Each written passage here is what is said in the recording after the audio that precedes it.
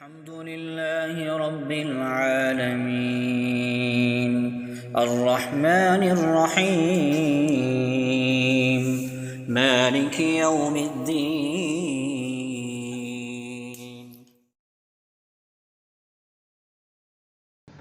الحمد لله وحده والصلاة والسلام على من لا نبي بعده. أما بعد فأعوذ بالله من الشيطان الرجيم. بسم الله الرحمن الرحيم. قال الله تبارك وتعالى في كلامه المجيد والفرقانه الحميد: ولا تقنطوا من رحمة الله إن الله يغفر الذنوب جميعا. وقال النبي صلى الله عليه وسلم: ينزل الله تعالى سماء الدنيا نصف من شعبان فيغفر لكل شيء إلا مشرك أو رجل في قلبه شحناء أو كما قال عليه الصلاة والسلام. صدق الله العظيم وصدق رسوله النبي الأمي الكريم ونحن على ذلك لمن الشاهدين والشاكرين والحمد للہ رب العالمین. درود پاک ایک مرتبہ پڑھ لیجیے. اللہم صل علی محمد وعلی آل محمد کما صلیت علی ابراہیم وعلی آل ابراہیم انک حمید مجید. اللہم بارک علی محمد وعلی آل محمد کما بارکت علی ابراہیم وعلی آل ابراہیم انک حمید مجید. رب اشرح لي صدري ويسر لي امري واحلل عقدة من لساني يفقهوا قولي. يا رب صل وسلم دائما ابدا على حبيبك خير الخلق كلهم. انتہائی واجب الاحترام میرے عزیز دوستوں، بھائیوں، بزرگوں، آج پہلی مرتبہ آپ حضرات کی مسجد المعارف میں حاضری کا موقع ملا ہے، اور موقع بھی ایسا ہے کہ انتہائی بابرکت لمحات ہیں، قیمتی ساعات ہیں، اور انتہائی اجر و ثواب والی گھڑیاں ہیں. اس موقع پر تھوڑی دیر اللہ کے گھر میں مل بیٹھ کر، جمع ہو کر بیٹھنا، اللہ کے رسول، قبر، آخرت، جنت، جہنم کا تذکرہ ہو جانا، یہ انتہائی سعادت ہے. نقصان کچھ بھی نہیں، فائدہ ہی فائدہ ہے. وقت تو ویسے ہی گزر جاتا ہے. اگر ہم اپنا ماضی دیکھ لیں، آج ہر ایک کی زبان پر یہی لفظ ہے کہ یار ابھی رمضان گیا تھا اور پھر رمضان کی آمد ہے، رمضان آن پہنچا. تو میں انشاءاللہ آپ کا زیادہ وقت نہیں لوں گا، 15-20 یا زیادہ ہو تو 25 منٹ لگ جائیں گے. آج کی رات کی مناسبت سے ایک دو باتیں گوشہ گزار کرنے کی کوشش کروں گا. اس کے لیے آپ حضرات سب سے پہلے تو ایک بنیادی بات سمجھ لیں کہ ہم اس نبی کریم صلی اللہ علیہ وسلم، خاتم النبیین، رحمت للعالمین صلی اللہ علیہ وسلم کے امتی ہیں، جس نبی اکرم صلی اللہ علیہ وسلم نے ہمیں پیدائش سے لے کر موت تک ہر چیز کا طریقہ کار، ہر چیز کا اصول اس رحمت للعالمین پیغمبر علیہ الصلوۃ والسلام نے ہمیں دیا ہے. اور اسلام تو ویسے ہی فطرت والا دین ہے. کہیں پر بھی، کسی موقع پر بھی، کبھی بھی، کہیں بھی ہمیں کسی عمل کے اندر کسی اور مذہب سے کوئی چیز ادھار لینے کی ضرورت نہیں ہے. ساری چیزیں کمپلیٹ ہیں. ایک بات. اور دوسری بات یہ ہے کہ ہم نے جو بھی کام کرنا ہے، قرآن، حدیث، پیغمبر علیہ الصلوۃ والسلام کے قول، فعل، صحابہ کرام رضوان اللہ تعالی علیہم اجمعین کا عمل، اولیاء اللہ، بزرگان دین کا طریقہ، یہ اہل سنت والجماعت کی پہچان ہے. تو ہمیں جو بھی عمل جس نہج پر اور جس درجے میں ملا ہے، ہم نے اسی درجے میں رکھ کر عمل کرنا ہے. مثلا ایک فرض ہے جو اللہ کی طرف سے ہمیں ملا ہے فرض ہر ایک کو معلوم ہے کس کو کہتے ہیں، جس کا کرنا ہر بالغ مرد عورت کے اوپر ضروری ہے، لازم ہے کرنا، نہیں کریں گے چھوڑ دیں گے گناہ ملے گا، اور کس درجے پر ثابت ہے اسی درجے پر ہی کرنا ہے۔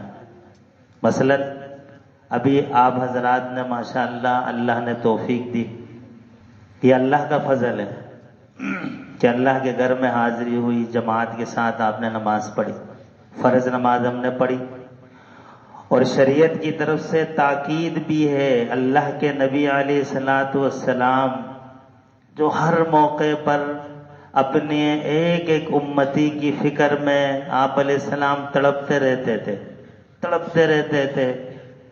ایک موقع پر ایک یہودی بچہ، سب کو معلوم ہے، ہمارے نبی علیہ الصلوۃ والسلام کی خدمت میں آیا کرتا تھا، نوجوان لڑکا تھا، چند دن نظر نہیں آیا، حضرت صلی اللہ علیہ وسلم نے اس کے بارے میں معلومات کروائی کہ بھائی پتہ کرو کہاں ہے وہ بچہ۔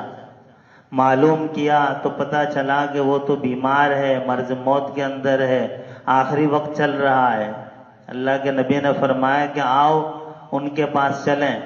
حضور علیہ الصلوۃ والسلام اس یہودی بچے کے گھر گئے تو دیکھا کہ سانس اکھڑ رہا تھا، آخری وقت تھا۔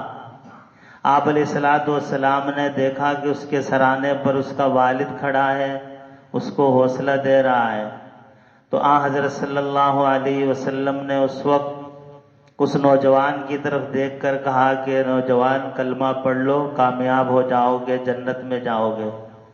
اس نے اپنے والد صاحب کی طرف دیکھا، والد نے اشارہ کر دیا کہ بھائی پڑھو۔ دیکھیں اللہ کے نبی علیہ السلام کی محبت اور اللہ کے نبی کی حقیقت کفار کے دلوں میں بھی تھی، خاص طور پر یہود کے، لیکن مانتے کیوں نہیں تھے؟ حسد تھا، بغض تھا۔ بہرحال میں مختصر کرتا ہوں۔ اللہ کے نبی علیہ السلام نے اس سے کہا، نوجوان نے والد صاحب کی طرف دیکھا، والد نے اشارہ کیا کہ پیغمبر حضور علیہ السلام محمد صلی اللہ علیہ وسلم جو کہہ رہے ہیں وہ آپ کر لو۔ اس نے کلمہ پڑھا، ادھر کلمہ ختم ہوا، ادھر اس کی سانس ختم ہوئی۔ آپ علیہ السلام بڑے خوش ہو کر وہاں سے نکلے، اور آپ خوشی کا اظہار فرما رہے تھے کہ آج ایک میرا امتی جہنم سے بچ کر جنت کا مستحق ہو گیا ہے۔ اس میں بڑی تفصیلات ہیں کہ عیسائی یہودی کی عیادت کرنا، فلاں فلاں فلاں، اتنا وقت نہیں ہے۔ ماشاءاللہ علماء آپ حضرات کے پاس میسر ہیں، ہر موقع محل کے حساب سے ساری باتیں، میں جو باتیں کر رہا ہوں یقین کریں یہ وہی بات ہے، میں کوئی نئی بات نہیں کر رہا ہوں، لیکن ہمارے ہاں مساجد میں یہ ایک مزاج ہے، اور ویسے بھی عربی کا ایک مقولہ ہے، کل جدید لذیذ، ہر نئی چیز ذائقہ دار ہوتی ہے۔ میں جو باتیں کر رہا ہوں یہ ساری باتیں امام صاحب نے، مولوی صاحب نے آپ کے سامنے کی ہوں گی۔ بہرحال تو اللہ کے نبی علیہ السلام خوش ہوئے، کیوں؟ آپ علیہ الصلوۃ والسلام ایک ایک کے لیے فکر مند رہتے تھے کہ ہر کلمہ پڑھ لے بھائی، کامیاب ہو جائے۔ اس پیغمبر علیہ الصلوۃ والسلام نے جو اتنے شفیق ہیں، اتنے مہربان ہیں، اتنے ہی فکر میں رہتے تھے، آپ علیہ السلام نے ارشاد فرمایا، میرا جی چاہتا ہے کہ جماعت کے وقت کے لیے فرمایا کہ جو بغیر عذر کے، بغیر کسی وجہ کے گھروں میں نماز پڑھتے ہیں، مسجد میں جماعت کے لیے نہیں آتے، آپ علیہ السلام نے ارشاد فرمایا میرا جی چاہتا ہے کہ چند نوجوانوں سے کہوں کہ کچھ ایندھن اکٹھا کر لیں، کچھ لکڑیاں جلائیں، آگ جلائیں، یا فرمایا کہ میں ان کے گھروں کو جلا دوں۔ کن کے؟ جو مسجد میں نہیں آتے، جماعت سے نماز نہیں پڑھتے۔ آپ علیہ السلام نے فرمایا کہ میرا جی چاہتا ہے کہ میں جا کر ان کے گھروں کو جلا دوں۔ بات اتنی ہے، آگے تفصیل بتانے کی ضرورت نہیں ہے، لیکن اتنا بتا دیتا ہوں، علماء نے لکھا ہے کہ کس وجہ سے وہ بچ جاتے تھے کہ گھروں کے اندر خواتین اور بچے ہوتے تھے، جس کی وجہ سے اللہ کے نبی علیہ السلام نے یہ اقدام نہیں کیا۔ اللہ کے نبی علیہ الصلوۃ والسلام تو آگ سے بچانے کی فکر میں رہتے تھے، لیکن اس موقع پر آپ نے فرمایا کہ میرا جی چاہتا ہے کہ ان کے گھروں کو جلا دیا جائے کہ جو جماعت کی نماز کے لیے مسجد میں نہیں آتے۔ تو بات یہاں سے چلی تھی کہ اللہ نے آپ کو توفیق دی، آپ حضرات نے امام صاحب کے پیچھے جماعت سے نماز پڑھی، تو جماعت سے ہم نے نماز پڑھی ہے تو یہ شریعت کا حکم ہے، کیونکہ یہ فرض نماز ہے، اور فرض نماز کے لیے اتنی سخت تاکید ہے کہ جو آدمی مسجد میں آ کر اجتماع میں جمع ہو کر امام صاحب کے پیچھے نماز نہیں پڑھے گا، اس کا اللہ کے نبی نے فرمایا کہ میرا جی چاہتا ہے کہ اس کے گھر کو جلا دوں۔ یہ کیوں؟ یہ فرض ہے، فرض کے لیے اجتماع ضروری ہے، فرض کے لیے سب کو جمع ہونا ضروری ہے۔ کوئی کہے کہ نہیں مجھے سب کے ساتھ جمع ہو کر نماز پڑھنے سے ذرا میرے اندر کبر آ جاتا ہے، لوگ دیکھتے ہیں ریاکاری آ جاتی ہے، لوگ کہیں گے کہ یار یہ بڑا نمازی ہے، تو میرے دل میں ذرا سا نا کبر آ رہا ہے، تکبر آتا ہے، ریاکاری آتی ہے، میں چاہتا ہوں چھپ کر نماز پڑھوں گھر میں۔ کوئی کہے کہ میں جماعت کی نماز ذرا گھر میں چھپ کر تنہائی میں پڑھ لوں، اکیلے پڑھ لوں، جہاں میں ہوں اور میرے رب کی ذات ہو، بس ہم دو، کسی کو پتہ بھی نہ چلے، میں ایسا عمل کروں تاکہ میرا اللہ مجھ سے راضی ہو جائے۔ نہیں، گرفت ہوگی، گناہ ہوگا، اللہ کے نبی کی وعید کا مستحق ہوگا وہ آدمی۔ تو میں نے کہا تھا کہ میں صرف ایک حدیث بیان کروں گا، اس سے پہلے یہ ایک دو باتیں صرف سمجھانے کے لیے عرض کر رہا ہوں کہ جو عبادت جس درجے کی ہمیں شریعت نے بیان کی ہے، بتائی گئی ہے، ہمیں اسی درجے پہ عمل کرنا ہے۔ اب فرض نماز کے لیے ضروری ہے کہ آنا ہے، سب کو جمع ہونا ہے، مسجد میں اجتماع ہوگا، سارے جمع ہو کر نماز پڑھیں گے۔ کیوں؟ یہ فرض ہے، فرض کی اہمیت زیادہ ہے۔ اس کے بعد آتی ہیں دیگر نمازیں، سنت، نوافل۔ ان کے لیے تو سب کو معلوم ہے کہ اللہ کے نبی علیہ الصلوۃ والسلام کو یہ پسند تھا کہ سنتیں گھر میں جا کر پڑھ لے آدمی، نفل نماز گھر میں جا کر پڑھ لے تاکہ گھر میں بھی خیر و برکتیں بھی آئیں، اور بچوں کو بھی پتہ چلے کہ اس طرح کوئی عبادت بھی ہوتی ہے، چھوٹے ناسمجھ بچوں کو تربیت ہو جائے۔ تو بہرحال اب میں یہ بات بتلا رہا ہوں کہ آج کی جو رات ہے یہ برکتوں والی رات ہے، عظمتوں والی رات ہے، اس کی فضیلت سے انکار نہیں ہے۔ ہمارے ہاں مسئلہ یہ ہے کہ عبادات کے اندر ہوں یا کوئی بابرکت رات ہو یا کوئی بابرکت دن ہو یا کوئی بابرکت مہینہ ہو یا کوئی بھی ایسا شریعت کا عمل ہو جس میں بڑا اجر و ثواب اللہ نے رکھا ہو، اس کے اندر ایک المیہ یہ ہے، افراط اور تفریط ہوتی ہے۔ یا تو اس کو بڑا چڑھا کر حد سے آگے لے جاتے ہیں، یا دوسرا بعض حضرات اس کو بالکل اس کا انکار کرتے ہیں کہ نہیں، شب برات کی کوئی حقیقت ہی نہیں ہے۔ تو میرے دوستو، اعتدال کو لازم رکھنا ہے، اعتدال۔ یہ امت ہے بھی ویسے امتوں وسطا، یعنی یہ نہ تو کسی چیز کو حد سے بڑھاتی ہے نہ کسی کو حد سے گراتی ہے، اعتدال کو لازم رکھے ہوئے ہے، تو ہمیں بھی اعتدال سے چلنا ہے۔ اب اعتدال کیا ہے کہ بھائی 15ویں شب ہے آج، بالکل فضیلتوں والی رات ہے، عظمتوں والی رات ہے، اجر و ثواب بے انتہا ہے، لیکن اس میں عبادت کا کوئی طریقہ کہیں پر بھی ثابت نہیں ہے کہ مسجد میں سب جمع ہو جائیں، اکٹھے ہو جائیں، مسجدیں کھول دی جائیں، عبادت کی جائے۔ بعد میں الحمدللہ میں آج درس ہو رہا تھا مسجد میں، تو میں نے ان سے کہا کہ بھائی اتنا عرصہ ہوا ہے میرا آپ کے ساتھ، میں نے کہا کہ مجھے جو مسئلہ ہوتا ہے بتانے کا میں آپ لوگوں کو صاف صاف بتا دیتا ہوں۔ کیوں؟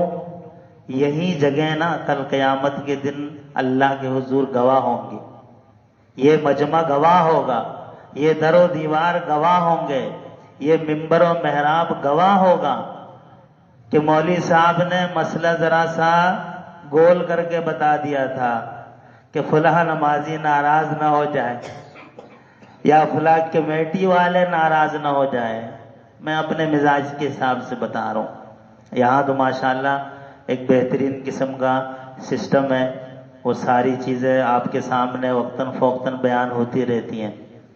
تو میرے دوستو یہ یاد رکھیں کہ یہ رات عبادت والی ہے، لیکن اس کے لیے یہ کرنا کہ مساجد کو کھول دیا جائے، سب جمع ہو جائیں، اکٹھے ہو کر جو ہے نمازیں پڑھی جائیں، یا جماعت کی نماز ہو یا کوئی نفل نماز ہے اس کے لیے اعلان کیا جائے کہ بھائی فلاں نماز کے لیے سارے آ جائیں. میرے دوستوں نہیں ہے.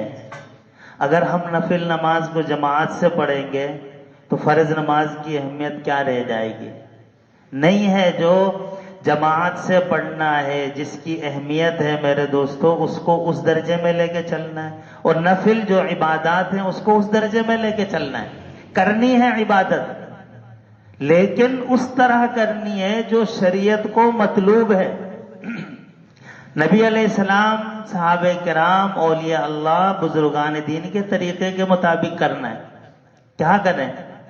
قرآن کریم کی تلاوت کر لیں، تھوڑے تھک جائیں درود پاک پڑھ لیں، جتنا اللہ نے توفیق دی ہے درود پاک کی کثرت کر لیں. اس سے دل ذرا تھک جاتا ہے لیٹ جائیں، کوئی مسئلہ نہیں ہے.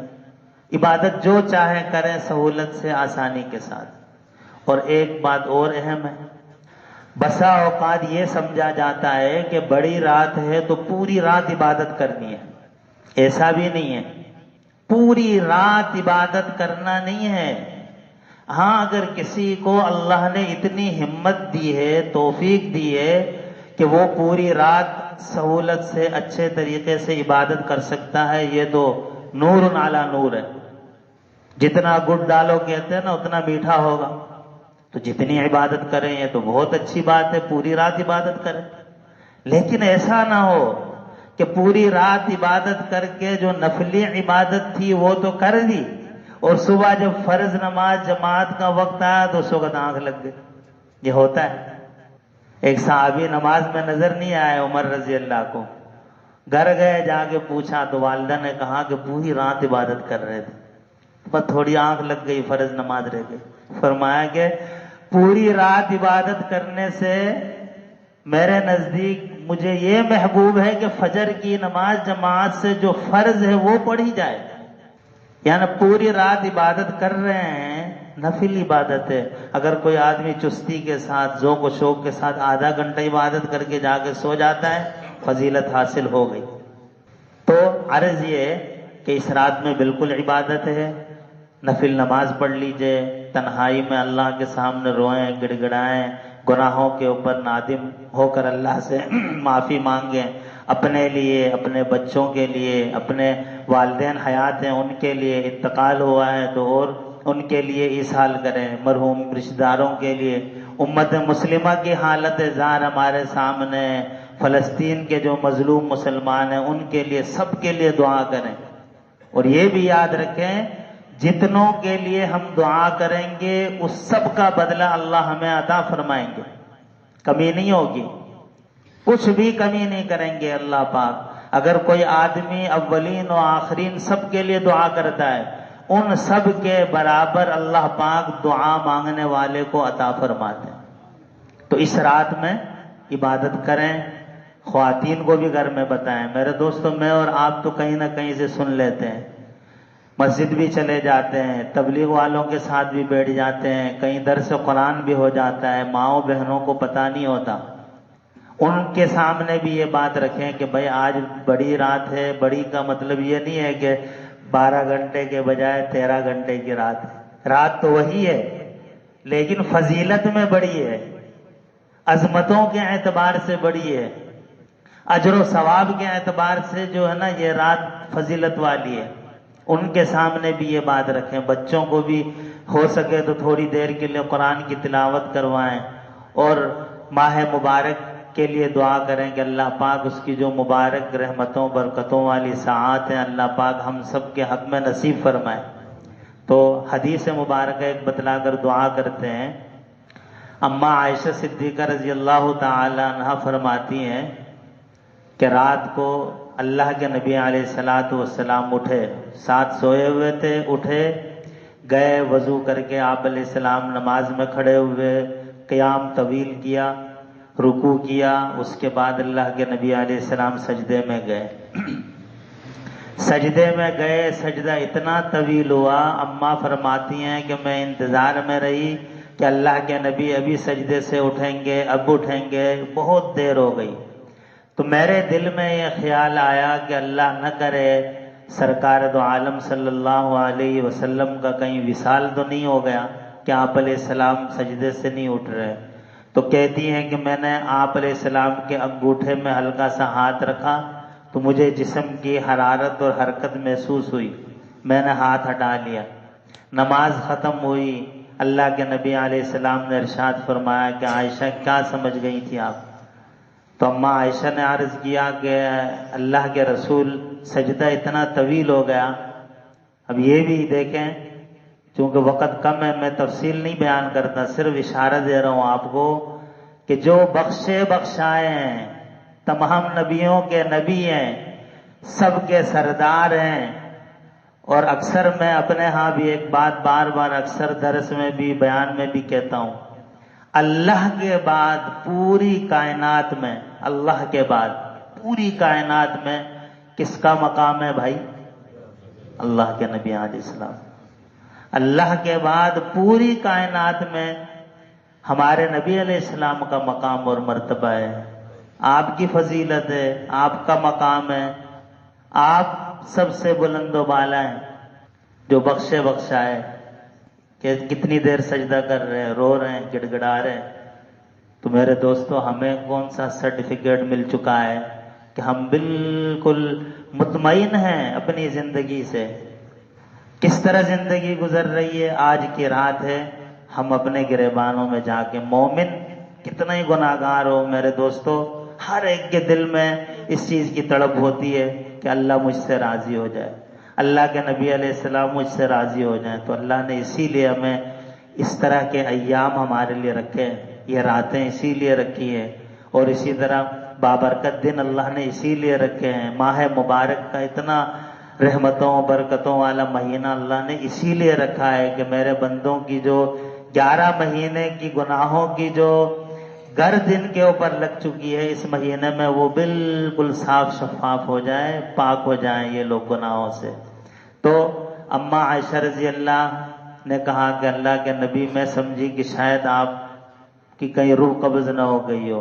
تو حضور علیہ السلام نے فرمایا کہ عائشہ، آپ کو معلوم ہے کہ آج کون سی رات ہے؟ کہا کہ نہیں، میرے علم میں نہیں ہے۔ حضور علیہ السلام نے فرمایا کہ آج 15ویں شعبان کی رات ہے۔ آج کے رات اللہ جل شانہ لوگوں کی اتنی کثیر تعداد میں مغفرت فرماتے ہیں، مثال کے ذریعے سمجھا اللہ کے نبی نے۔ فرمایا کہ دیکھو، قبیلہ بنو کلب ایک قبیلہ تھا عرب کے اندر، ان کی جو بکریاں تھیں، ان بکریوں کے جسم پر بال باقی قبیلے کی بکریوں کی بنسبت زیادہ ہوتے تھے۔ تو اللہ کے نبی علیہ السلام نے سمجھاتے ہوئے فرمایا کہ آج کی رات 15ویں شعبان کی رات اللہ پاک اتنی کثرت سے لوگوں کی مغفرت کرتے ہیں، جہنم سے چھٹکارا عطا فرماتے ہیں اتنی کثرت سے، جتنی قبیلہ بنو کلب کی جو بکریاں ہیں ان کے جسم پر جو بال ہیں ان سے بھی زیادہ کثیر تعداد میں 15ویں شعبان کی رات اللہ پاک لوگوں کی مغفرت فرماتے ہیں۔ تو میرے دوستو، جب اتنا ہمارے لیے اللہ اور اللہ کے نبی کی طرف سے واضح پیغام دیا جا رہا ہے، پھر اس کے بعد بھی ہم اس قیمتی رات کو گنوا بیٹھیں اور اس قیمتی رات کو ضائع کر دیں، تو پھر مجھ سے بڑا خسارے والا اور مجھ سے زیادہ بدنصیب کوئی نہیں ہوگا۔ اس رات میں عبادت کریں، نفلی عبادات جو بھی ہوں، لیکن عرض اتنی سی ہے کہ اسی درجے میں، اسی نہج میں اور اسی سیٹ اپ کے اندر جو اللہ کے نبی نے ہمیں بتا کر گئے ہیں دنیا سے، اسی کے حساب سے ہم کریں۔ کسی عبادت کو جہاں تک نبی نے بتایا اس کو نہ بڑھانا ہے، نہ اس کی فضیلت کو گھٹانا ہے، اسی درجے میں رکھنا ہے۔ جو فرض عبادت ہے اس کو اہتمام سے کرنا ہے، مجمع میں کرنا ہے، نفل نماز کو تنہائی میں کرنا ہے، اکیلے کرنا ہے، اللہ کے سامنے رونا ہے، گڑ گڑانا ہے، اپنے لیے پوری امت کے لیے دعا کرنی ہے۔ کچھ جو خرابیاں ہیں اکثر بیان کی جاتی ہیں، بزرگ بھی بیان کرتے ہیں، علماء بھی بیان کرتے ہیں، مساجد میں بھی بیان ہوتا ہے، جو ضروری نہیں ہے، بدعات ہیں بعض وہ کی جاتی ہیں۔ اور ایک عمل جس کو بہت لازم سمجھا جا رہا ہے وہ بتا دوں پھر دعا کرتے ہیں۔ مثلا 15ویں شعبان کو یہ سمجھتے ہیں کہ قبرستان جانا ضروری ہے۔ اللہ کے نبی زندگی میں ایک دفعہ گئے تھے، نہ کسی کو جانے کا حکم فرمایا، نہ صحابہ کرام نے کبھی زندگی میں یہ چیز کی۔ آج ہمارے ہاں 15ویں شعبان کو میرے دوستو اس کو بڑا لازم سمجھا گیا ہے۔ قبرستان پورے سال میں جب چاہیں جائیں، عبرت کے لیے جانا ہے۔ ہاں ایک حدیث میں ہے کہ جمعے والے دن جو آدمی اپنے والدین کی قبر میں جاتا ہے اس کے لیے ثواب ہے۔ جمعے والے دن جو شخص اپنے والدین کی قبرستان جاتا ہے، دعا کے لیے حاضری دیتا ہے، اس کا ہے حدیث کے اندر۔ لیکن 15ویں شعبان کو لازم سمجھنا میرے دوستو یہ ضروری نہیں۔ ہاں کوئی آدمی سنت کا اتنا شوق رکھتا ہو کہ اس کی کوئی سنت نہیں چھوٹتی ہو، اتنا پابند ہو، داڑھی بھی رکھتا ہو، شلوار بھی ٹخنوں سے اوپر رکھتا ہو، سچ بھی بولتا ہو، ماں باپ کا ادب و احترام بھی کرتا ہو، نمازوں کی بھی پابندی کرتا ہو، گناہوں سے بچتا ہو، سنتوں کو بہت پابندی سے سر انجام دیتا ہو، اس کے لیے مسئلہ ہے۔ وہ کہے گا کہ یار میری یہ سنت چھوٹ رہی ہے، سنت مطلب اللہ کے نبی کا طریقہ، یہ والا طریقہ مجھ سے چھوٹ رہا ہے، اس کو اتنی فکر ہے، تو وہ جائے بھائی، جائے زندگی میں ایک دفعہ حاضری دے دے۔ باقی جو فرائض ہیں جس کی طرف ہماری توجہ نہیں ہے میں ابھی ذکر نہیں کروں گا، ایسا نہ ہو میرے کہنے سے کسی کی دل آزاری ہو۔ اللہ کے نبی نے جس چیز کو پیشانی کے بالوں سے پاؤں کی ناخنوں تک، ایڑی جو انگوٹھا ہے پاؤں کا اس تک، ہمارے جسم میں جو چیزوں کی اللہ کے نبی نے ترغیب دی ہے وہ ضروری ہے، اس کو لازم سمجھیں۔ نمازوں کی پابندی جو ہے وہ کریں، جو چیز جس درجے میں ثابت نہیں ہے اس کو اتنا لازم کرنا میرے دوستو، یہ بجائے ثواب کے بعض مرتبہ گرفت کا باعث ہوتا ہے۔ کیوں؟ اللہ کے نبی فرمائیں گے کہ میری سنت کی مخالفت کر کے تجھے کیا ثواب ملے گا؟ میں نے جس درجے میں کیا تھا آپ اس درجے میں کرتے تو میرا کلیجہ بھی ٹھنڈا ہوتا۔ تو اللہ جل شانہ سے دعا فرمائے کہ اللہ جل شانہ ہمیں زندگی کا ہر عمل، خوشی غمی کا، اپنے محبوب پیغمبر حضور نبی کریم صلی اللہ علیہ وآلہ وسلم کے مبارک طریقوں اور پیاری سنتوں کے مطابق اللہ جل شانہ ہمیں سر انجام دینے کی توفیق عطا فرمائے۔ بدعات، خرافات، رسوم، رواج